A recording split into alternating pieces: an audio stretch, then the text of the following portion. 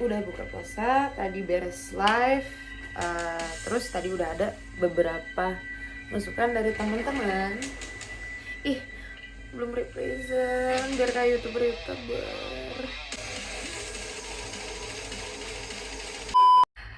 Halo guys, welcome back to my channel. Di udah live, udah dapat beberapa masukan dari teman-teman.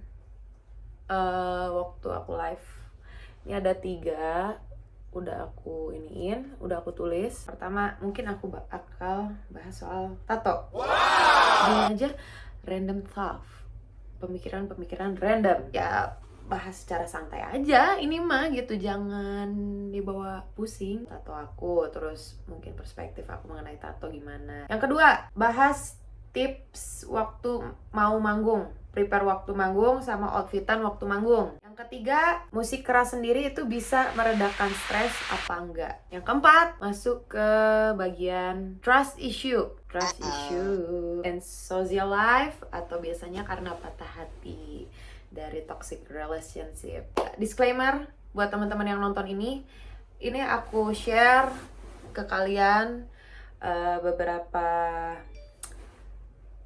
mindset atau perspektif aku yang aku tahu dan mungkin udah aku pelajari, entah dari pengalaman, belajar bisa dari orang-orang sekitar, atau mungkin aku baca jurnal, artikel, atau penelitian, atau waktu sharing sama temen-temen yang waktu ngebahas tentang yang ini, yang mau dibahas tentang ini ya. Oke, yang pertama bahas soal tato. Perspektif mengenai tato sendiri. Kalau menurut aku tahu tato tuh dari SMP.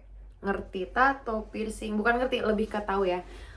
Wih, oh orang itu tatoan, oh piercing. Tapi aku nggak ngelihat hal itu sebagai hal negatif atau ya dikasih tahu. Mungkin kebanyakannya orang dulu ya, orang yang ya masih banyak kan ya, ya itu balik lagi sih. Aku nggak akan judgement kayak ya orang dulu menilai selalu bad apa, dan judgement sampai hari ini pun lebih kayak orang bertato selalu lebih nggak baik, orang dengan piercing juga not good people gitu, orang nggak baik juga. Enggak, menurut aku ya sama aja. Malah menurut aku ya, kadang orang bertato sendiri itu, ketika aku belum tatoan juga ya, waktu itu aku masih kecil, masih SMP, baru remaja berarti. Ya aku pertama nih, jujur yang aku ingat, kalau aku flashback, aku pertama kali ngelihat orang tato depan mata aku malah nganggapnya keren. Kenapa? Karena wih, ada yang menghiasi di badannya, kok unik ya. Nah dari situ ya, tato sendiri kan salah satu bagian dari seni ya guys ya, bagian dari seni. Jadi ya menurut aku patut di-appreciate. Beda kalau kita mungkin ngelihatnya dari pembahasan secara agama, atau mungkin punya strict parent. Keluarga aku juga strict parent sih. Oke, itu beda lagi ya. Nah terus pengalaman tato pertama tuh yaitu waktu aku lihat orang ditato dan di piercing. Aku nggak berpikiran buruk kepada orang itu atau orang, karena teman-temanku juga semua ditato guys. Waktu aku masih kecil juga, teman-teman di musik terutama gitu. Jadi aku udah nggak aneh gitu dengan hal itu dan orang-orang seperti itu gitu, dan tidak menganggap jelek juga gitu pada saat itu pun. Terus udah gitu, pemikiran pertama pengen ditato yang muncul waktu ngelihat orang tatoan itu waktu SMP itu, aku ngelihat pertama, wih di piercing keren. Akhirnya punya kan piercing. Pertama tuh belum ditato aku. Piercing pertama ini upper loop, terus helix. Cuman helixnya udah dicabut. Udah gitu ini industrial. Terus ini nostril tuh aku pindah aja sini. Pengen di septum yang tengah tuh lucu, lihat teman-teman yang cewek-cewek yang lain. Cuma masalahnya hidungku kecil. Dibilang mancung banget enggak. Tapi kalau dari pinggir asam mancung kadang gitu kan. Oke. Next, mengenai tato. Pertama kali aku ditato itu tahun 2020. Aku ingat 2020 awal. Itu aku waktu baru putus with my ex. Tapi sebenarnya karena aku pengen, udah lama pengen ditato, bukan karena my ex juga sih. udah gitu tato pertama aku di ribs sebelah kanan di sini, ribs kanan. Dan ngejagonya aku ngerasa kalau ditato tuh tidak sesakit, ternyata nyeri pisan guys, nyeri pisan sampai pias. Itu niatnya aku beres tato langsung cabut karena ada perlu lagi, dan akhirnya aku sampai hampir habis setengah bungkus diam di situ karena padahal tatonya kecil tapi sosokan karena Aurin nggak sok tahu nganggepnya kayak wah kayaknya nggak akan sakit, gimana, gampang lah, tatonya juga kecil, cuman kecil segini bagian ribs sini. Dah aja. Dari situ lanjut ke bagian sternum. Kalian bisa cari juga sternum tato itu yang di bagian tengah. Lanjut ke sini, pinggir, terus punggung belakang, paha. Terus mikir, aku awalnya kan pengen ditato bagian dalam aja ya. Ya gitu, aku bilang tadi ada strict parents. Jadi, aduh deg-degan nih. Buset, orang tua gue kalau tahu kayaknya gue dicoret dari kakak nih, gitu kan. Udah gitu, sudahlah karena ini bagian dalam sudah penuh dengan tato, akhirnya keluarlah tatonya sampai ke tangan-tangan gitu. Dan akhirnya ya sampai hari ini orang tua tahu aku ditato gitu, dan ya udah nggak komen nggak gimana. Cuman waktu pertama pasti kaget, ya lah kadarnya reaction Asian strict parents yang kaget, itu digambar apa kak gitu kan. Ada gitu-gitunya mah, sampai aku kalau balik harus pakai lengan panjang tuh harus ya. Sampai akhirnya ya udah terbuka kayak sekarang bulan puasa, sahur bareng mama, bareng orang tua, pakaian dasteran juga atau pakai tank top, pakai hot pants juga tatonya kelihatan semua. Ya udah, mau gimana lagi, mungkin ya itu definisi minta maaf daripada minta izin. Jangan ditiru guys, jangan ditiru. Cukup yang mentalnya kuat untuk menghadapi itu semua gitu. Tato ada berapa? Kalau aku hitung ya, ada 1, 2, 3, 4, 5, 6, 7, 8, 9, 10, 11, 12, 13, 14, 15. Sekitar 15 tato di badanku. Dan kalau untuk konsep, ini aku sebenarnya pertama keracun sama Anggi mengenai dark work and dark lettering tato. Karena aku pertamanya seneng tato tuh tato yang etnik, boho atau bohemian, flowers concept yang ngejalar gitu ke badan, terus banyaknya logo yang belakang tuh aku pakai logo Irlandia, tapi itu ngeceritain kayak dari Trinity, terus Irelandnya tuh Celtic motherhood and Celtic fatherhood, bawahnya ada sun and moon, ombak, pantai, ada unalom, sama ya Trinity tadi, ya itulah. Oh, terus yang sini tanggal lahir, ini teh bunga, corak bunga dragon sendiri aku ambil karena waktu itu aku beres dan aku berpikir aku bakal hidup di luar sana ya seperti hari ini, entah merantau entah gimana di luar sana. Yang menemani aku adalah si dragon ini sendiri gitu. Ini Gemini, my zodiac. Ini bukan angel, ini bukan angel, angel dikandani angel. Angel. Terus ini The Eyes sama Hufflepuff. Ini dari teman-teman Huffle. Tato artisnya Gilang. The Eyes sendiri aku pilih ya karena kita hidup banyak menangkap informasi, dan untuk menjalani kehidupan semua berawal dari kita melihat. Mantep. Temanku ngomong begitu waktu ketemu, lalu gimana sih konsep ini angel ini dajjal? Bukan gitu, tapi dipikir-pikir oke aja gitu kan. Dia dari semua kegelapan ini ada satu cerah, angel eyes. Terus ini tuh sebenarnya cuma gambar konsep apa, dark lettering, dark works, ditambah karena I'm vocalist, ketika aku megang mic ini bakal senternya ke sini. Perspektif sendiri. Terus ini spider lily meaning bisa kalian search juga on Google or Pinterest. Ini tuh sebenarnya lebih kayak note. Ini buat ngisi nge-feel sih. Terus ini tuh descendant moon, meaningnya lebih banyak kayak ya mandiri apa. Pokoknya mah aku ngerasa waktu baca meaning dari descendant moon sendiri itu banyak ke diri aku. Terus flowers juga sendiri. Flower juga, terutama rose flowers menggambarkan diri aku. Kayak ibaratnya apa sih yang gak suka mawar? Benar gak? Indah, tumbuh mekar dengan bagus. Tapi kalau kamu ngerawatnya nggak hati-hati dan kamu metik gitu aja dengan semaunya, ya durinya bisa ngelukain diri kamu. Dan terutama juga dengan orang yang nge-farming si rose sendiri, si mawar sendiri, jaga dengan hati-hati, dipupuk, dibuat biar mekarnya bagus. Sama halnya dengan orang tuaku ngebesarin diri aku, mereka menjaga aku dengan hati-hati, ngebesarin aku sampai jauh ini dengan sabar, dengan strugglingnya mereka memberi semua yang terbaik, pupuk yang terbaik biar aku tumbuh jadi rose yang bagus. Sesuai kan? Keren gak? Menurut aku sih ya balik lagi ya, ada yang tato tuh emang sebatas wah ini hiasan doang, emang ada banyak. Ada juga yang lebih milih di tato tuh karena meaning di baliknya. Wah ini gue banget, ini perjalanan hidup gue banget. Bahas tips waktu manggung, prepare waktu manggung dari outfit sama tips apa aja sih.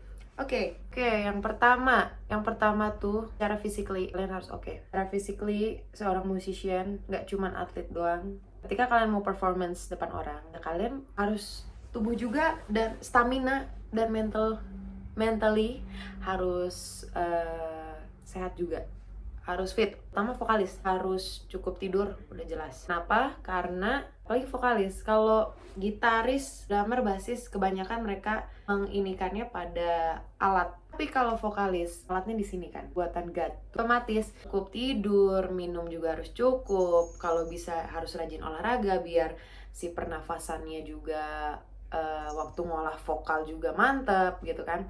Kan banyak vokalis juga yang tengah nyanyi abis suara. Itu pasti kalian kalau sering nonton Indonesian Idol atau apa, pasti sering nemuin hal itulah. Fit secara fisik and mentally.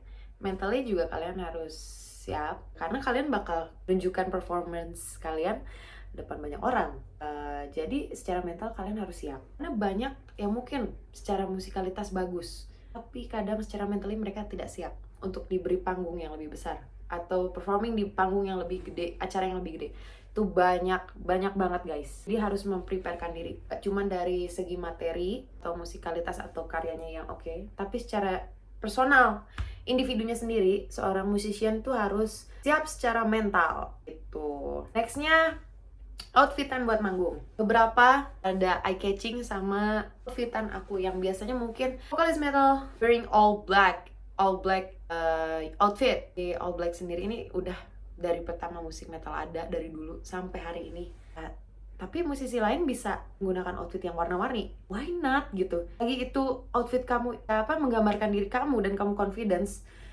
Ya why not, kamu gak mesti hitam gitu. Malah aku dikasih tahu sama almarhum Pak Eben Bargikil, aku pernah waktu audisi tuh pakai kaos doang, kaos hitam, tengahnya cuma ada font warna pink. Dan almarhum ngasih tahu ini harusnya ya beda sendiri fitan. Termasuk juga dari dulu berapa kali aku dikasih tahu sama katakan para teman-teman aktivis senior di musik underground di Bandung, dijuriin dan dikasih tahu fitan, apalagi lu vokalis ya harus beda sendiri, harus berani, ya bener gitu. Akhirnya dari situ aku ngeberaniin diri lah fitan aneh-aneh, termasuk yang kemarin Hellprint. Gue sebenarnya pengen ngebawa kayak ya batiknya sendiri gitu. Di batiknya ya kalau musisi lain, orang penyanyi nyinden, apalagi aku terakhir dibilang kayak ditanya kakak vokalis, enggak gue megang kabel. Ya enggak lah, gue nyinden. Asli kan nyinden? Iya, nyinden di band metal. Udah gue sekaligusin aja tuh kayak batik atasannya pakai bralet doang, bralet gitu. Lihat Enemy dengan kayak leather outfitnya sendiri. Sebenarnya aku suka dengan leather outfit kayak gitu, cuman jujur li bisa gerak bebas, harus pakai New Rock. Aku suka pakai New Rock. Waktu terakhir pakai New Rock tuh waktu performance di Kickfest 2019. Tapi sayangnya tidak cocok dengan saya, tidak bisa bergerak bebas. Karena saya putuskan untuk pakaian yang lebih casual. Kayak Tatiana Ginger, dia outfitannya lebih casual and sporty. Jadi sepatu cuma Nike or Vans or Converse, Nike Hike Dunk kayak gitu, dengan atasannya mungkin leggingnya yang warna-warni dan atasannya mau lengan panjang atau cuma tank top doang. It's good gitu, good taste gitu. Sisi lain, aku juga suka pakai tank top karena aku nggak bisa gerak bebas, apalagi vokalis harus gitu kan. Jadi kalau pakai lengan panjang kadang nggak bisa bergerak bebas aja gitu. Jadi aku lebih sering pakai tank top.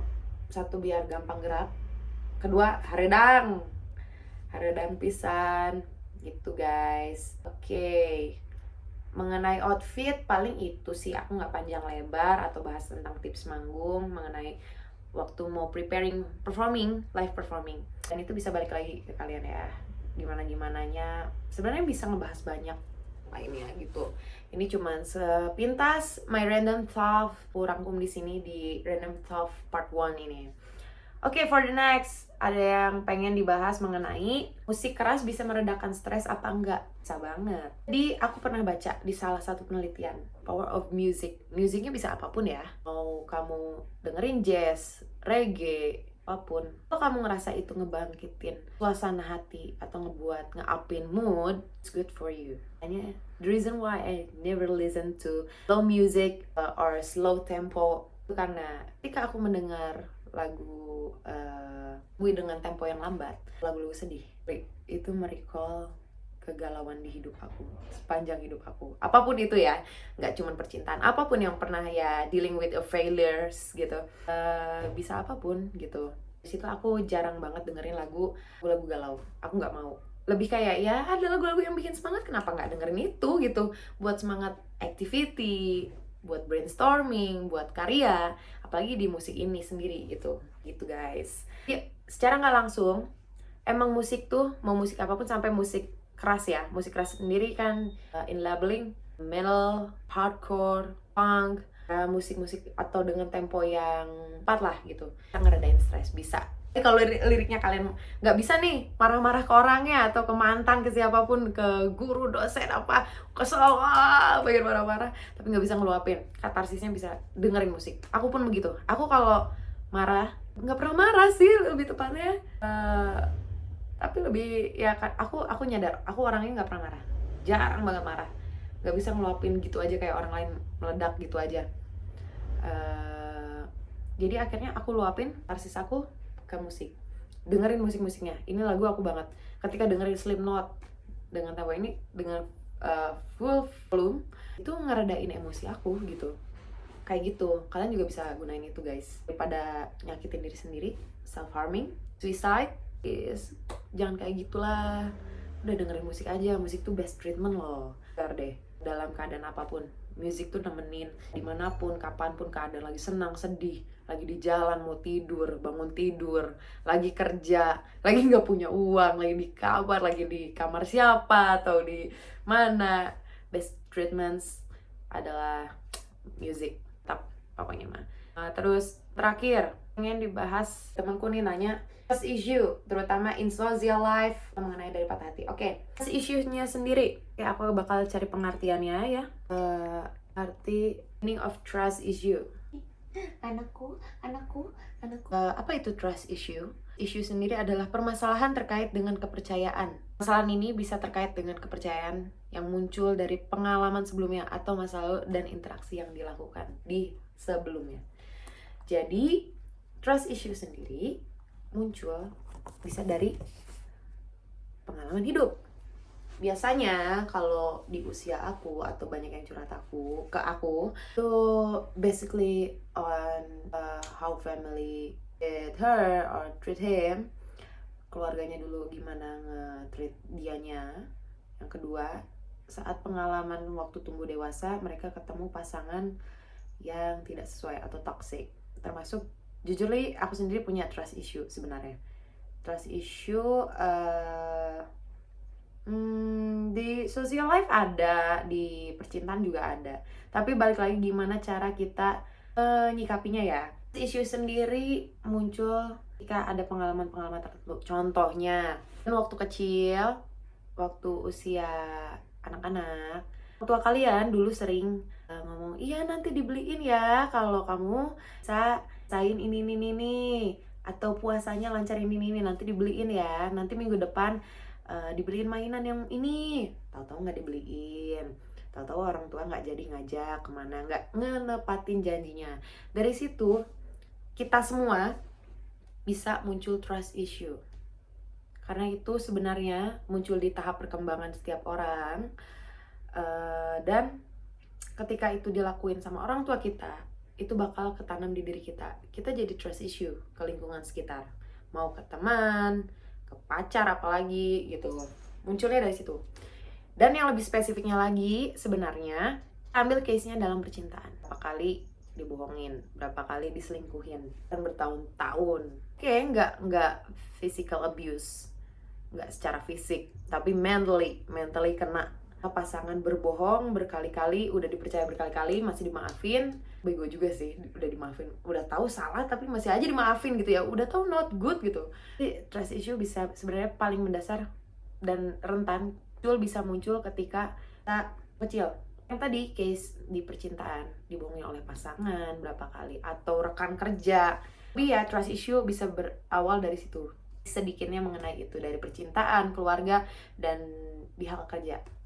Makanya gimana cara menanggulangi trust issue sendiri? Biasanya dari pengalaman, ketika kita mungkin flashback, oh ternyata gue nih trust issue-nya terhadap pasangan tuh ke-trigger ketika pasangan gue lagi di luar. Terus tahu-taunya ya padahal pasangan kita nggak ngapa-ngapain, ya kita jangan sampai overthinking juga gitu.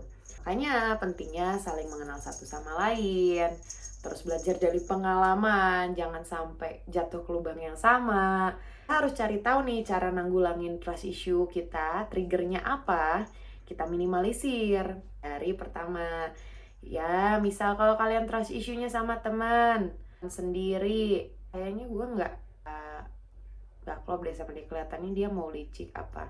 Belum tentu, jangan dulu ngejudge dari awal gitu. Kalian kan bisa bisa mengenal dulu lebih jauh. Dalam arti kalian juga tahulah memperkirakan untuk jarak dalam mengenal seseorang, terus arahnya pertemanan atau hubungan ini sampai mana, kemana.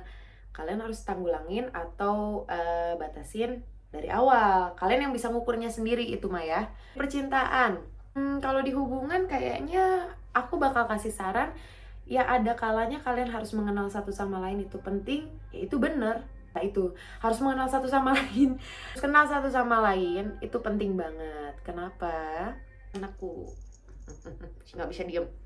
Kalau di kerja, kalian sendiri, kalian harus bisa kerja, nggak mau lagi tiba-tiba putus. Semua pembahasan kali ini sekilas my random thought. Disclaimer, semua yang aku katakan di sini tidak hanya untuk edukasi, semua ini hanya sebagai sharing santai. Aku harap juga beberapa dari apa yang aku informasikan ini bisa bermanfaat buat kalian yang nonton video ini. Bakal seneng kalau kita bisa sharing segala masukan, karena apapun pembahasan yang mau dari psikologi, musik, kehidupan sehari-hari, uang, apapun itu, percintaan, sharing tuh nggak akan bisa dirangkum dalam segini aja. Menurut aku bisa sangat panjang dan mendalam. Ini hanya sekilas aja my random thought di sini. Semoga bermanfaat. Ambil yang baik-baiknya aja, yang kurang baiknya silahkan pilah lagi sama kalian. Terima kasih udah nonton. Buat teman-teman semua yang udah support aku dan juga my channel, follow me on Instagram and TikTok, also Twitter.